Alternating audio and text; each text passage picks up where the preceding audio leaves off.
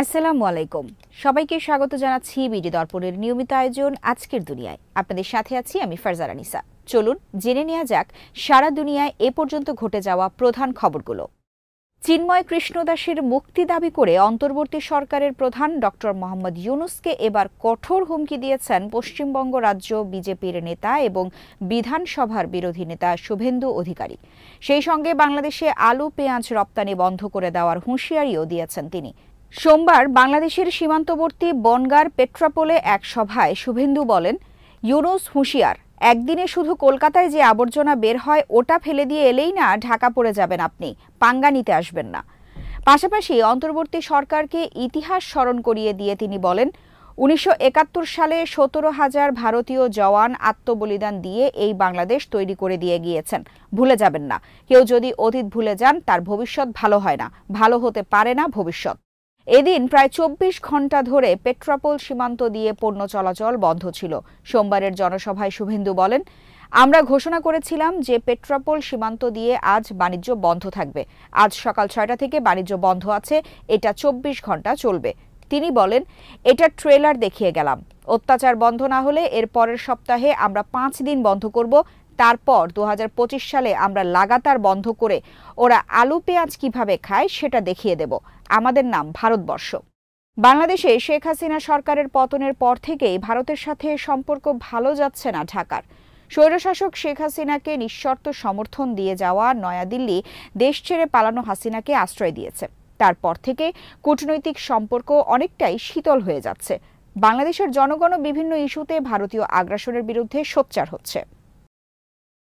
সিরিয়ায় শুরু হয়েছে পাল্টাপাল্টি হামলা। একদিকে বিদ্রোহী গ্রুপগুলো আলেপ্পো দখলের পর ইদলিব প্রদেশের দিকে অগ্রসর হচ্ছে, অন্যদিকে সরকারি বাহিনী ও তাদের হয়ে রাশিয়ার বাহিনী বিদ্রোহীদের ঠেকাতে হামলা চালিয়ে যাচ্ছে। মিলিটারি অপারেশন কমান্ড নামের বিদ্রোহী গোষ্ঠীর পক্ষ থেকে বলা হচ্ছে, রাজনৈতিক সমাধান না হওয়া পর্যন্ত লড়াই চলবে।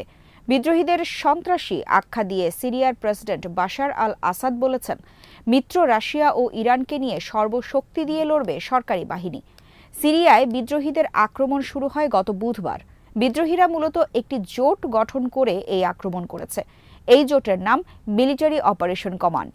বিদ্রোহের নেতৃত্বে রয়েছে হায়াত তাহরির আল শাম। তাদের সঙ্গে যোগ দিয়েছে তুরস্ক ও যুক্তরাষ্ট্র সমর্থিত কয়েকটি গ্রুপ। বিদ্রোহী গ্রুপে আছে তুরস্ক ভিত্তিক ফ্রি সিরিয়ান আর্মি, কুর্দি যোদ্ধাদের সিরিয়ান ডেমোক্রেটিক ফোর্সেসের মতো সশস্ত্র গ্রুপ। এই গ্রুপগুলো তুরস্ক ও যুক্তরাষ্ট্রের সমর্থন পুষ্ট। মার্কিন গণমাধ্যম সিএনএন জানিয়েছে, বিদ্রোহীরা আলেপ্পোর পূর্বে একটি গুরুত্বপূর্ণ সামরিক ঘাঁটির নিয়ন্ত্রণ নিয়েছে।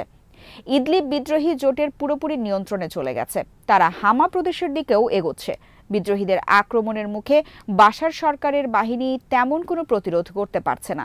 সিরিয়া সরকারের সমর্থক রাশিয়া ও ইরান নিজ দেশের সংঘাত নিয়ে বেশি ব্যস্ত থাকায় সিরিয়ায় এই পরিস্থিতি তৈরি হয়েছে। এতে গত ৮ বছরের মধ্যে প্রেসিডেন্ট বাশারের সরকারের সবচেয়ে বড় পরীক্ষা এটি।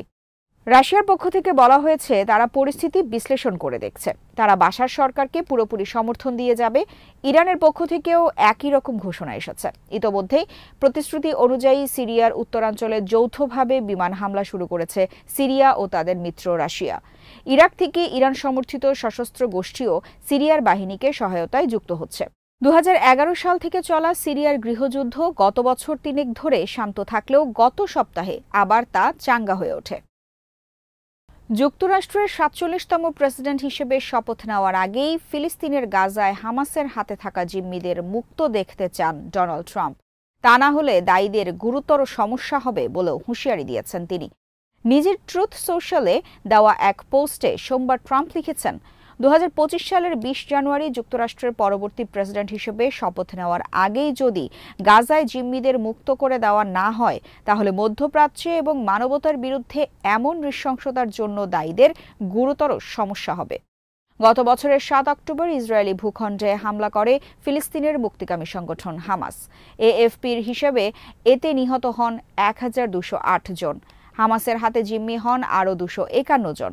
তাদের অনেকেই মারা গেছেন। কয়েকজনকে মুক্তি দেওয়া হয়েছে। গাজায় এখনও ৯৭ জন জিম্মি আছেন। পরবর্তী মার্কিন প্রেসিডেন্ট হিসেবে শপথের আগেই গাজায় যুদ্ধবিরতি চুক্তি নিশ্চিত করতে চান ট্রাম্প। সেই সঙ্গে তিনি বন্দি বিনিময় চুক্তিও করতে চান। মার্কিন সিনেটর লিন্ডসে গ্রাহাম এই কথা জানিয়েছেন। এদিকে ফিলিস্তিনের গাজায় হামাসের হাতে থাকা ৩৩ জন জিম্মি নিহত হয়েছেন। ইসরায়েলের সর্বাত্মক যুদ্ধ শুরুর পর গত প্রায় ১৪ মাসে এসব জিম্মি নিহত হন বলে জানিয়েছে হামাস। হামাসের পক্ষ থেকে এক ভিডিও বার্তায় জিম্মি নিহতের এই সংখ্যা জানানো হয়। ভিডিও বার্তায় আরও বলা হয়, যুদ্ধাপরাধী নেতানিয়াহুর হঠকারিতা এবং তার চলমান আগ্রাসনের কারণে গাজায় এসব জিম্মি নিহত হয়েছেন। গাজায় ইসরায়েলের নির্বিচার হামলায় এখন পর্যন্ত নারী শিশু সহ প্রায় ৪৪,৫০০ মানুষ নিহত হয়েছেন। ঢাকার কড়া প্রতিবাদের পর আগরতলায় বাংলাদেশ মিশনে হামলার ঘটনায় বিবৃতি দিয়ে দুঃখ প্রকাশ করেছে ভারত সরকার। দেশটির পররাষ্ট্র মন্ত্রণালয় সোমবার এক বিবৃতিতে ওই হামলার ঘটনাকে গভীরভাবে দুঃখজনক হিসেবে আখ্যায়িত করেছে। ভারতের পররাষ্ট্র মন্ত্রণালয়ের বিবৃতিতে বলা হয়েছে, কূটনৈতিক সম্পদ ও স্থাপনা কোনো পরিস্থিতিতেই হামলার লক্ষ্য হওয়া উচিত নয়। এনডিটিভির খবরে বলা হয়েছে, বাংলাদেশে হিন্দু সাধু চিন্ময় কৃষ্ণ দাসের গ্রেফতারের প্রতিবাদে হাজারো মানুষ প্রতিবাদ করতে গিয়ে ত্রিপুরা রাজ্যের রাজধানী আগরতলায় বাংলাদেশের সহকারী হাই কমিশনে হামলা চালানোর পর ভারতের পররাষ্ট্র মন্ত্রণালয় এই বিবৃতি দিয়েছে। আগরতলায় গতকাল সোমবার বাংলাদেশের সহকারী হাইকমিশন প্রাঙ্গণে ঢুকে হামলা চালানো হয়েছে। বাংলাদেশের সংখ্যালঘু নির্যাতনের অভিযোগ তুলে হিন্দুত্ববাদী সংগঠন হিন্দু সংঘর্ষ সমিতি সহ কয়েকটি সংগঠনের সমর্থকেরা এই হামলা চালায়। তারা সেখানে ভাঙচুর ও লাল সবুজ পতাকার অবমাননা করে। এছাড়া এদিন মুম্বাইয়ের বাংলাদেশ উপ হাইকমিশনের কাছাকাছি বিশ্ব হিন্দু পরিষদের আয়োজনে কয়েকশো লোক বিক্ষোভ করেছেন। হিন্দু সংঘর্ষ সমিতি ও বিশ্ব হিন্দু পরিষদ পরস্পর সম্পর্কিত সংগঠন। এর আগে গত রবিবার ফেনীর সীমান্তবর্তী পরশুরামের বিলোনিয়া স্থলবন্দরের ভারত অংশে বাংলাদেশ বিরোধী বিক্ষোভ হয়েছে। সনাতনী হিন্দু সমাজের ব্যানারে কিছু ভারতীয় ওই বিক্ষোভ করেন। এর আগে ২৮ নভেম্বর বঙ্গীয় হিন্দু জাগরণ নামের একটি সংগঠন কলকাতায় বাংলাদেশ উপ হাই কমিশনের সামনে সহিংস বিক্ষোভ করে। এই সময় তারা বাংলাদেশের জাতীয় পতাকা ও প্রধান উপদেষ্টার কুশপুত্তলিকা পোড়ায়। সোমবারের হামলার ঘটনার পর আগরতলার হামলার বিষয়টি পূর্ব পরিকল্পিত উল্লেখ করে নিন্দা ও কড়া প্রতিবাদ জানিয়েছে বাংলাদেশ। পররাষ্ট্র মন্ত্রণালয়ের এক বিবৃতিতে বলা হয়েছে, হামলার ঘটনা বাংলাদেশ সরকারকে গভীরভাবে ক্ষুব্ধ করেছে। ঘটনা প্রবাহ দেখে এটা প্রমাণিত হয়েছে যে হামলাটি পূর্ব পরিকল্পিত। এই ঘটনা কূটনৈতিক সম্পর্ক বিষয়ক ভিয়েনা সনদের লঙ্ঘন। এছাড়া ওই হামলার ঘটনার প্রতিবাদে ঢাকা বিশ্ববিদ্যালয় সহ দেশের বিভিন্ন স্থানে সোমবার রাতে বিক্ষোভ করেছেন শিক্ষার্থীরা। হিজবুল্লাহর সাথে ইসরায়েলের যুদ্ধবিরতি কার্যকর হয়েছে গত সপ্তাহে, কিন্তু এরপরও দেশটিতে হামলা চালিয়ে যাচ্ছে ইসরায়েল। মধ্যপ্রাচ্যের এই দেশটিতে পৃথক হামলায় ১১ জনকে হত্যা করেছে ইসরায়েলি বাহিনী। অন্যদিকে ইসরায়েলি সামরিক বাহিনীর অবস্থানে পাল্টা হামলা চালিয়েছে হিজবুল্লাহ।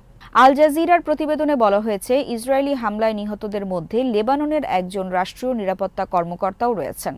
এর আগে সোমবার ইসরায়েলের বিমান হামলায় ২ জন নিহত হয়। পরে হিজবুল্লাহ প্রতিশোধ হিসেবে ইসরায়েলি সামরিক অবস্থানের বিরুদ্ধে আক্রমণ শুরু করে। আর এতে করে যুদ্ধবিরতি চুক্তিটি খাদের কিনারে পৌঁছে গেছে। লেবাননের স্বাস্থ্য মন্ত্রণালয়ের মতে, ইসরায়েল পরে আরও কয়েক দফায় বিমান হামলা চালায়, যাতে কমপক্ষে ৯ জন নিহত হয়। হিজবুল্লাহ সোমবার বলেছে, তারা কাফার চুবা পাহাড়ে একটি ইসরায়েলি সামরিক ঘাঁটিতে আক্রমণ করে যুদ্ধবিরতির বারবার লঙ্ঘনের বিরুদ্ধে প্রাথমিক প্রতিরক্ষামূলক প্রতিক্রিয়া জানিয়েছে। কাফার চুবা এলাকাটি মূলত একটি বিতর্কিত এলাকা, যা লেবানন থেকে দখল করেছে ইসরায়েল। হিজবুল্লাহ বলেছে, গত সপ্তাহের বুধবার যুদ্ধবিরতি কার্যকর হলেও ইসরায়েল বারবার হামলা চালিয়ে তা লঙ্ঘন করে চলেছে।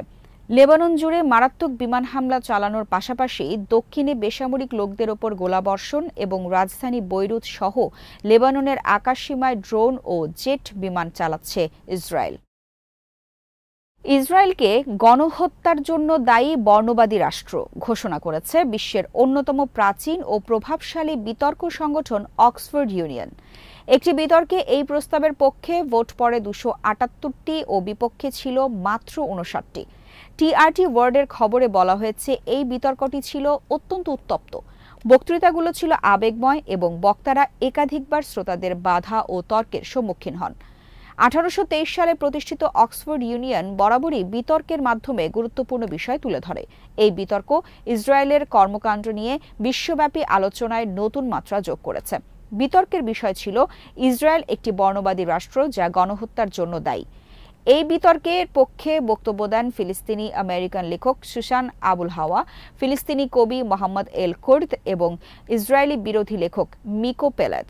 বিপক্ষে বক্তব্য দেন ইউকে লয়ার্স ফর ইসরায়েলের আইনি পরিচালক নাতাশা হাউসডর্ফ, আরব ইসরায়েলি অ্যাক্টিভিস্ট ইউসেফ হাদ্দাদ এবং ইসরায়েলের শিন বেট গোয়েন্দা সংস্থার সাবেক গুপ্তচর, যুক্তরাষ্ট্রে পালিয়ে এক হামাস নেতার ছেলে মোসাব হাসান ইউসুফ। প্রস্তাবের পক্ষে বক্তারা ইসরায়েলের মানবাধিকার লঙ্ঘন এবং গাজার বেসামরিক মৃত্যুর ওপর জোর দেন। ফিলিস্তিনি কবি মোহাম্মদ এল কুর্দ তার বক্তব্যের পরে চেম্বার ছেড়ে চলে যান এবং পরে বিপক্ষকে গণহত্যা অস্বীকারী বলে অভিহিত করেন। অক্সফোর্ড ইউনিয়নের বিতর্কটি সরাসরি রাজনৈতিক প্রভাব না ফেললেও এটি ইসরায়েলের কার্যক্রম নিয়ে বিশ্বব্যাপী জনমতের পরিবর্তনের দিকটি তুলে ধরে, বিশেষ করে একাডেমিক পরিসরে। ইসরায়েলের গাজা যুদ্ধ 423 দিন অতিক্রম করেছে। এ পর্যন্ত 44,429 জন ফিলিস্তিনি নিহত এবং 1,05,250 জনের বেশি আহত হয়েছে। আজ এখানেই শেষ করছি। সবাই ভালো থাকুন, সুস্থ থাকুন আর দেখতে থাকুন বিডি দর্পণ। চ্যানেলটি ভালো লাগলে সাবস্ক্রাইব করুন, সংযুক্ত থাকুন আমাদের ফেসবুক পেজে। আল্লাহ হাফেজ।